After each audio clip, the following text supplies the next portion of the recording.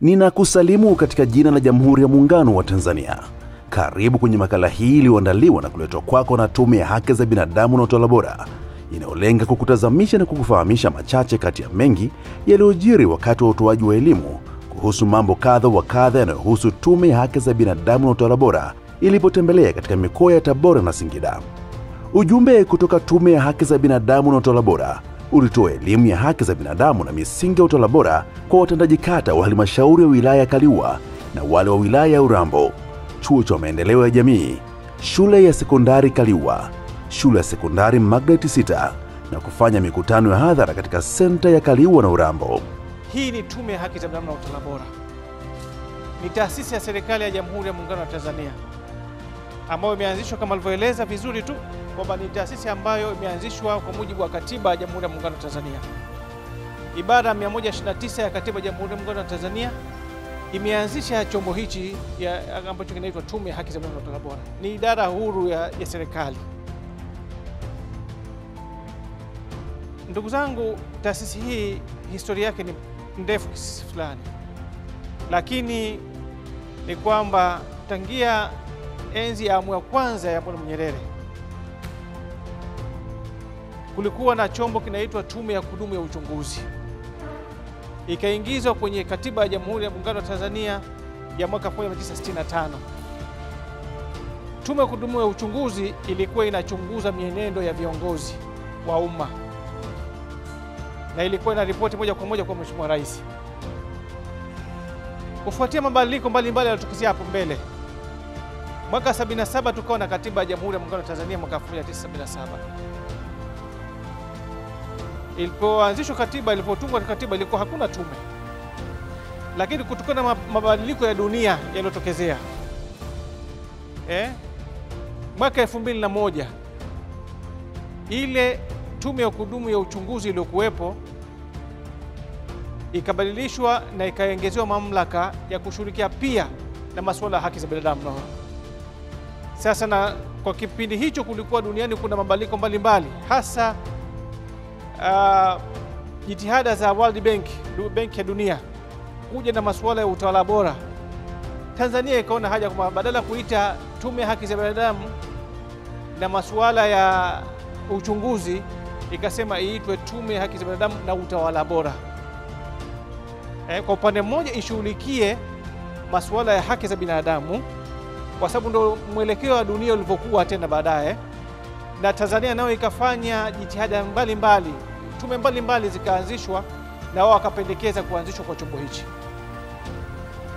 Tanzania viongozi wetu kwa busara zao wakasema kwamba tuyachukue masuala yote ya haki za binadamu, tuyachanganye masuala yale ya uchunguzi yaliokuwa yanashughulikiwa na Tume ya Kudumu ya Uchunguzi, tuite hii iwe ni Tume ya Haki za Binadamu na Utawala Bora, ambayo sasa ishughulikie, iwe na mamlaka mawili makubwa, mandates. Ishughulikie masuala haki za binadamu, lakini vile vile itashughulikia masuala ya utawala bora, ambayo akiwemo hayo kuchunguza mienendo ya viongozi kama ilivyokuwa huko awali. Ukizungumza haki za binadamu unazungumza maisha. Hakuna mtu hata mmoja ambaye wa kabila lolote, wa dini yoyote, wa kutoka nchi yoyote ile ambaye hataki kuishi.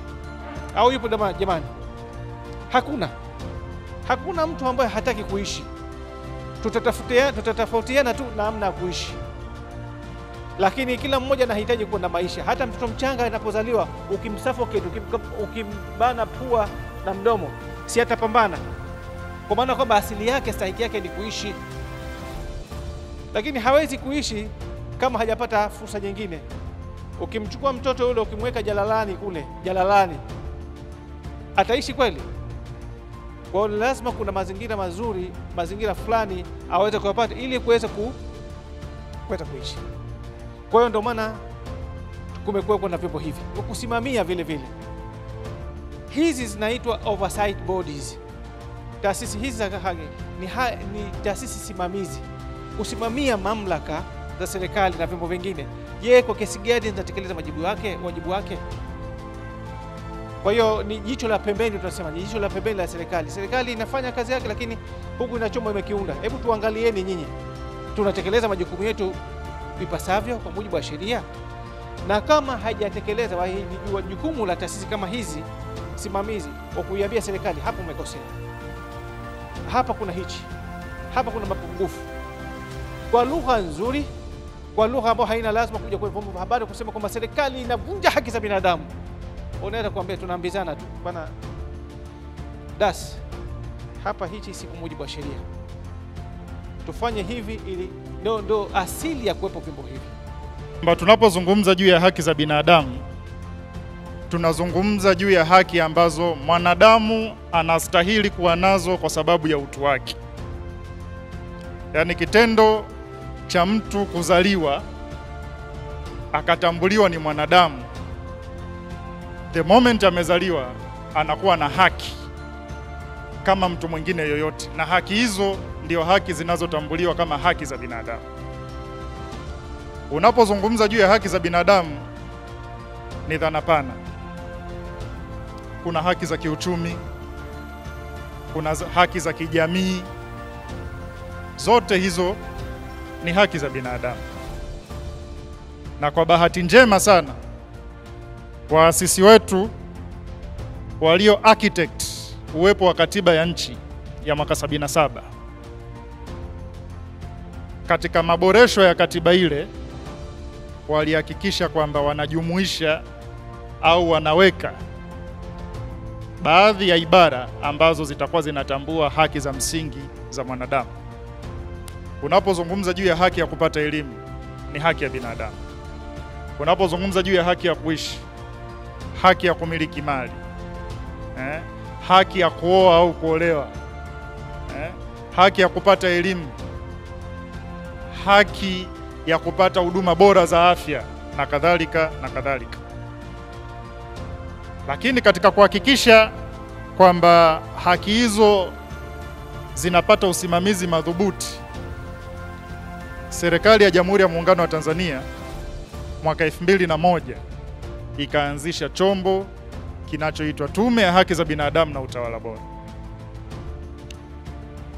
Na viongozi wetu walihakikisha kwamba chombo hiki kinatambuliwa kikatiba, lakini zaidi ya yote kuna sheria ya Tume ya Haki za Binadamu na Utawala Bora, ambayo kama sijakosea kifungu cha 6 cha sheria ile pia kimeainisha majukumu mengi ya Tume ya Haki za Binadamu na Utawala Bora, ambapo jukumu kubwa ambalo lina lay foundation ya uwepo wa chombo hiki, wana wajibu wa kuhakikisha kwamba wanasimamia utekelezwaji wa haki za binadamu nchini, promoting the protection of human rights within the jurisdiction of our country. Hilo ndio jukumu kubwa sana. Kwa hiyo chochote wanachokifanya wenzetu hawa ni katika kuhakikisha tu haki za binadamu zinaheshimiwa, zinalindwa, na unapoheshimu haki za binadamu maana yake umeheshimu utawala wa sheria. Na kisha ujumbe kutoka Tume ya Haki za Binadamu na Utawala Bora ilifika mkoani Singida na kupokelewa na katibu tawala wa mkoa huo, Dr. Fatuma Mganga. Kwa hiyo wakati mwingine labda mtakapokutana na hata hawa watendaji wanaweza wakawaambia hizo scenarios ambazo na wenyewe pia wanapelekewa malalamiko. Kwa mfano mkiwadodosa malalamiko ambayo wanapelekewa katika ofisi zao, ni pamoja na hizo, mtu ameshashinda huko kwenye kesi yake ya ardhi, lakini sasa yule aliyemkamatia ardhi yake hampi, anaendelea kung'ang'ania. Sasa inakuwaje? Maana kama ni ushindi keshapata, lakini hapewi. Sasa hiyo pia mtu anakuwa hapati haki. Maana yake haki sio kupata tu hukumu. Vile vile, elimu ya haki za binadamu na utawala bora ilitolewa kwa watendaji kata wa halmashauri na wilaya zote za mkoa wa Singida, pamoja na kutoa elimu na kufungua klabu ya haki za binadamu katika shule ya sekondari Mitundu, shule ya sekondari Mnyahati, shule ya sekondari Mkalama 1, shule ya sekondari Mwanga, shule ya sekondari Tumaini, shule ya sekondari Kalekwa, shule ya sekondari Ikungi, shule ya sekondari Mwanzi, shule ya sekondari Gumanga, shule ya sekondari Manyoni, shule ya sekondari Dr. Salim Namur, chuo cha ualimu Kinampanda na chuo cha famasia Blue Farmers. Kwa leo nimeipata elimu kama mimi mwanafunzi pamoja na wanafunzi wenzangu kuhusu haki za watoto. Kuna haki za watoto kama kupendwa, kulindwa, kusikilizwa, kuheshimiwa na zinginezo, lakini katika hizo haki tumejifunza kuhusu kulindwa. Kwenye kulindwa kuna haki za watoto ambazo ni ukatili kwa watoto. Kuna watoto ambao wengi mtaani, mashuleni na sehemu zingine wanafanywa ukatili, aidha na mzazi au mlezi au jirani na hata jamii inayomzunguka. Kwa kitendo kama hicho wanatakiwa kuchukuliwa hatua kali za kisheria. Kwanza kabisa nianze kwa kutoa shukrani kwa ugeni ambao tumeupokea siku ya leo kutoka Tume ya Haki za Binadamu. Tunashukuru kwa sababu elimu hii ambayo imeweza kutolewa siku ya leo kwa wanafunzi wetu itaweza kuwasaidia watoto wetu kuweza kutambua haki zao. Watafika mahali pa kuweza kujisimamia na kuweza kufanya maamuzi sahihi, hasa pale wanapokutana na vitendo ambavyo viko kinyume na haki za binadamu. Aidha, wanafunzi hao walielezwa umuhimu wa kuunda klabu ya haki za binadamu shuleni.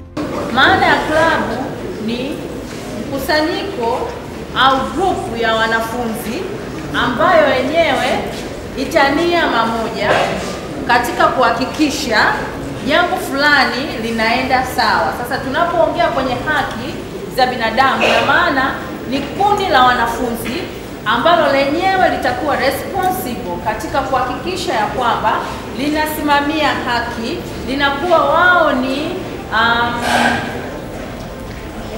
ndio watoa elimu ya haki za binadamu na utawala bora, kuhakikisha ya kwamba haki za binadamu katika shule au katika eneo husika zinafuatwa.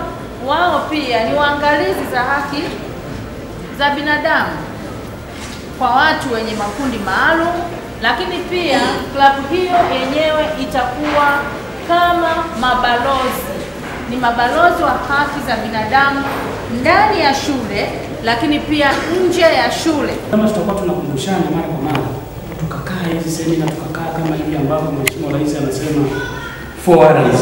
Kama hapa tumekaa mezani, tunaelekezana nini tunatakiwa kufanya, kwa sababu sisi tunaongoza jamii kule, tunatumia hivi vyote, vitu vyote ambavyo tunavizungumza hapa tunavitekeleza.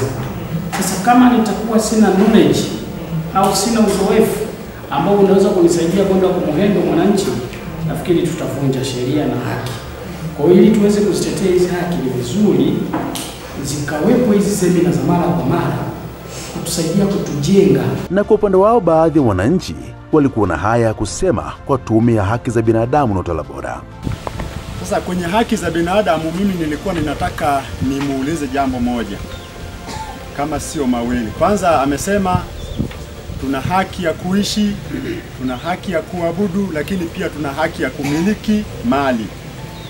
Sasa naomba nimuulize swali hili kwamba je, mimi kama Mtanzania, kwa sababu ili niweze kuzijua haki zangu manake napaswa kuwa na katiba. Je, naruhusiwa mimi kama binadamu wa Tanzania kumiliki katiba ya Jamhuri ya Muungano wa Tanzania?